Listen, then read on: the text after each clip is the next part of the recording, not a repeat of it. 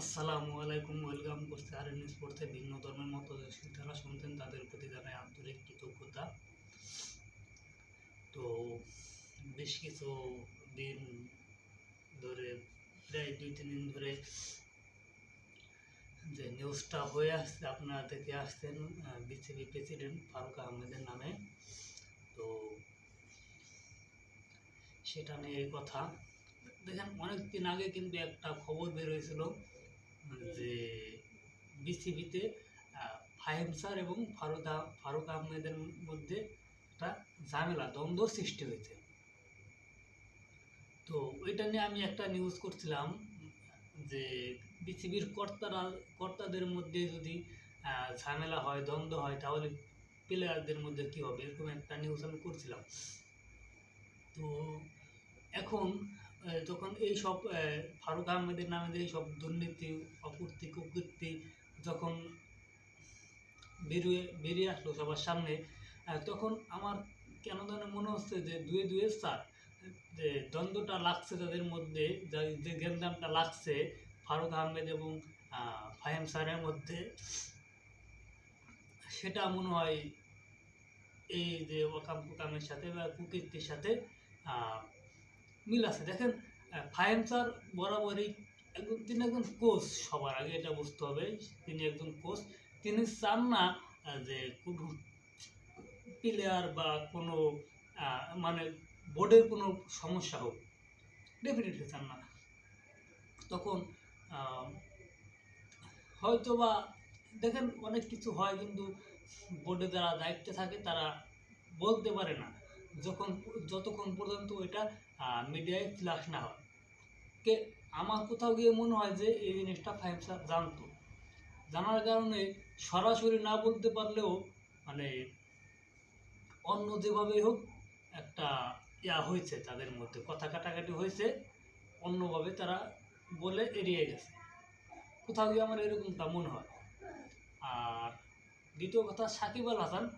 সাকিব আল হাসানকে দেশে খেলার জন্য বিসিবি কেন আগায় নাই, ফারুক আহমেদ কৌশলে এড়িয়ে গেছে। রিসেন্টলি কিছুদিন আগে রিয়াসাদ ভাই একটা ভিডিও করছিল যে বিসিবি কি চাইলে পারতো না, ফারুক আহমেদ যদি আবেদন করতে পারতো না, সাকিব আল হাসান যেন দেশের হয়ে খেলতে পারেন বা দেশে আসতে পারেন।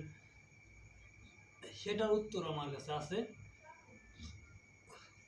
সেটার উত্তর হলো, দেখেন, ওই ভূমি দখলের একটা লিস্ট বের হয়েছে। তো ওইখানে মানে জুলকারনাইন সাইবার পেজে গেলে আপনারা সব কিছু পেয়ে যাবেন একদম ডকুমেন্ট সহকারে। ওইখানে কোথাও একটা মানে একটা কার সাথে সাকিব আল হাসানের নাম আছে। তো সাকিব আল হাসানের নাম আছে, এখন কথা হলো সাকিব আল হাসান তো আর অত ওরকম সময় নাই তার হাতে, তার খেলাধুলা বা বিভিন্ন অ্যাক্টিভিটিস মিলে সব মিলে তিনি নিজেও স্বীকার গেছেন যে সে ওরকমভাবে সব কিছুতে সময় দিতে পারেন না। দেখেন, ফারুক ভাইয়ের সাথে যার সম্পর্ক কীরকম সবাইকে বলি, হয়তো অনেকে জানেন, অনেকে জানেন না। সাকিব আল হাসানের ডেবিউ হয়েছে কিন্তু ফারুক ভাইয়ের হাত ধরে ক্রিকেটে। তখন সাকিব আল হাসান যখন 6 আগস্ট 2006 ডেবিউ হয়, তখন ফারুক ভাই চিফ সিলেক্টর বাংলাদেশ জাতীয় ক্রিকেট দলের। তো এই জন্যে মানে কি বলবো, এই জন্যে দেখা যাচ্ছে তার সাথে ওরকম সম্পর্ক। তো সে সাকিব আল হাসান ফারুক আহমেদের উপরে বিশ্বাস করেই ওই করছে, হয়তো বা ইনভেস্টটা করছে বা নামটা দিয়েছে। তো এরপরে দেখেন, এখন যদি সাকিব আল হাসান দেশে আসে, তার বিরুদ্ধে যখন একের পর এক মামলা উন্মোচন হবে, তখন ফারুক আহমেদ অটোমেটিক্যালি ফেসে যাইতেন, অনেক আগে ফেসে যাইতেন। এরপরে এস এম রানাকে সাথে করে নিয়ে বিসিবি অফিসিয়াল হিসেবে 5 স্টার হোটেলে রাখেন। 1814 নম্বর হোটেলে থাকে এস এম রানা এবং 1801 নম্বর রুমে থাকে ছিল ফারুক আহমেদ, এবং তার বিলও পে করে বিসিবি থেকে 78,235 টাকার একটা বিল পেমেন্ট করে বিসিবি, সেখানেও এস এম রানা থাকে বিসিবি অফিসিয়াল হিসেবে। এবং যমুনা টিভিতে একটা সাক্ষাৎকার দেয় সে এরকমভাবে গুছিয়ে কথা বলে নাটকের মতো, ওটাই টিভি চ্যানেলরা ওটাই মানে করে প্রচার করে। আসল ঘটনা কি সেটা কেউ মানে খতিয়ে দেখার চেষ্টা করে না। টিভি চ্যানেলগুলো যে রিপোর্টাররা আছে তারা কখনোই খতিয়ে দেখার চেষ্টা করে না। তাদের হিসাব কি ভাই, পরিশ্রম করা কি দরকার? আমরা তো পরিশ্রম করলেও যা বেতন পাবো, না করলেও সেম একই বেতন পাবো, কি প্রয়োজন আছে ভাই? আমরা যারা ফেসবুক ইউটিউবে কন্টেন্ট ক্রিয়েট করি, আমরা ভাই বাংলাদেশের ক্রিকেট যদি নাও থাকে ভাই, আমি বাংলাদেশের ক্রিকেট ছোট করতেছি না, আমি চাই না বাংলাদেশের ক্রিকেট ধ্বংস হয়ে যাকে। বাংলাদেশের ক্রিকেট যদি নাও থাকে ভাই, আমাদের কথা বলার অনেক, যেমন আইপিএল ভাই, আইপিএল নিয়ে কিন্তু আমি এই পর্যন্ত আইপিএল শুরু হওয়ার পরে আমি একটা ভিডিও বানাই নাই। আইপিএল আজকেও কিন্তু দুর্দান্ত ঘটনা ঘটছে, তাও আমি ভিডিও বানাই না আইপিএল নিয়ে। কি দরকার আছে? দরকার নাই তো। আমাদের দেশে যে নাটক চলতেছে ওইসব নিয়েই তো ভিডিও করে গোল পাই না। বাইরের দেশে নাটক নিয়ে ভিডিও করবো কখন? তো দেখেন, যাই হোক, আর প্রশাসনকে দৌড় দাবি জানাইতেছি, অনুরোধ করতেছি যত দ্রুত সম্ভব ফারুক আহমেদকে আইনের আওতায় আনা হোক এবং তাকে যথাযথ শাস্তি দেওয়া হোক। দেখেন, দেশের বিসিবির টাকা তখন প্রথমে একটা নিউজ আসছিল 118 থেকে 120 কোটি টাকা, এরপরে সে যমুনা টেলিভিশনকে সাক্ষাৎকার দিচ্ছে 238 কোটি টাকা। দেখেন, যদি আমরা ওইখানে হিসাব করি 118 কোটি টাকা, তাহলে আর 120 কোটি টাকা বেড়ে গেছে। আর যদি 120 কোটি টাকা হিসাব করি তাহলে 118 কোটি টাকা আরও বেড়ে গেছে ভাই।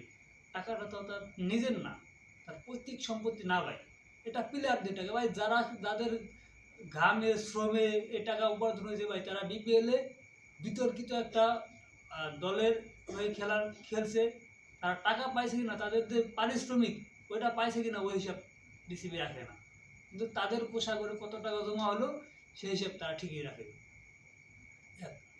দ্বিতীয় কথা ভাই, বিসিবি এটা সবার টাকায় চলে ভাই। একটা লোক ওইখানে গ্যালারিতে বসে একটা পানি খায়, ওইখান থেকে ওই বিসিবি ভ্যাট টাকা নেয়, ওইখান থেকে ওই বিসিবি ভ্যাট পায়, টাকা পায়। তো ভাই, এসব জনগণের টাকা, বিসিবি যদি এরকম একটা নিয়ম চালু হোক, জনাব সদীপ ভুঁইয়াকে একটা অনুরোধ করি, সদীপ ভাই একটা নিয়ম চালু করেন, বিসিবি যদি 1 টাকা সরায় তাহলে ওই 1 টাকার কথা আগে মিডিয়াতে এসে বলতে হবে, সরাবে আগে হোক পরে হোক, মিডিয়াতে এসে বলতে হবে হ্যাঁ আমরা 1 টাকা দিয়ে এই কাজ করছি, কারণ এটা বিসিবির টাকা না, এটা জনগণের থেকে বিসিবি আর্ন করছে। হ্যাঁ, বিসিবির টাকা, বাট জনগণের টাকা থেকে বিসিবি আর্ন করছে, এটা প্লেয়ারদের পরিশ্রমের ফল ওইটা। বিসিবির কোনো পার্টিকুলার কোনো ব্যক্তির টাকা না যে তারা 10 জন 15 জন 20 জন মিলে একটা ডিসিশন নিল, ওয়েল ঠিক আছে, হ্যাঁ ডিসিশন নিল ঠিক আছে, কিন্তু জনগণকে এটা জানাইতে হবে অবশ্যই, হয়তো ইনভেস্ট করার আগে হোক পরে হোক।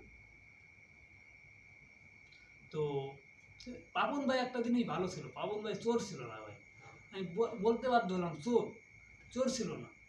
দেখেন, ওই 118 বা 20 কোটির কথা যদি না আসতো, কেউ না বলতো, রিয়াসাত ভাই যদি না বলতো, তাহলে ওই যে আরও যে বাকি যে টাকাগুলা 118 বা 120 কোটি টাকা, ওই টাকার হিসেব জীবনে আসতো না ভাই, ওইটা আস্তে আস্তে একসময় বিলুপ্ত হয়ে যেত ভাই, বিলুপ্ত হয়ে যেত, এবং ওইটা হয়তো দেখা যাচ্ছে ফারুক আহমেদ বা অন্য অন্য তার সাথে যারা আছে সহযোগী, তাদের অ্যাকাউন্টে ঢুকতো গিয়ে। তো ভাই, যাই হোক,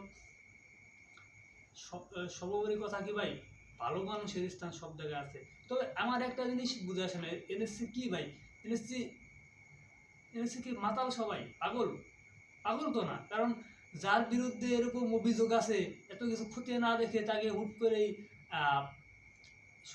সদস্য করে, এরপরে বোর্ড অফ ডিরেক্টর করে তার বোর্ড প্রেসিডেন্ট বানানো দিল ভাই,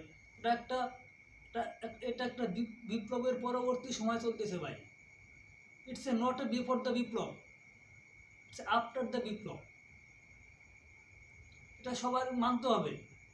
তো একটা জোর দাবি জানাই প্রশাসন এবং ক্রীড়া উপদেষ্টা আসিফ মাহমুদ সদীপ ভুঁইয়ার কাছে, যে প্রশাসনকে অনুরোধ জানাই ফারুক আহমেদকে অতি সত্বর গ্রেপ্তার করা হোক, এবং আসিফ ভাইকে একটা কথা বলতে চাই, অতি সত্বর বিসিবি থেকে ফারুক আহমেদকে বিসিবি সভাপতি থেকে পদত্যাগ করে ভালো একজন মানুষ ভালো সৎ এবং নিষ্ঠা এরকম একজন নিষ্ঠাবান ব্যক্তি এরকম একজন মানুষকে বিসিবি প্রেসিডেন্ট হিসেবে বেছে নিন।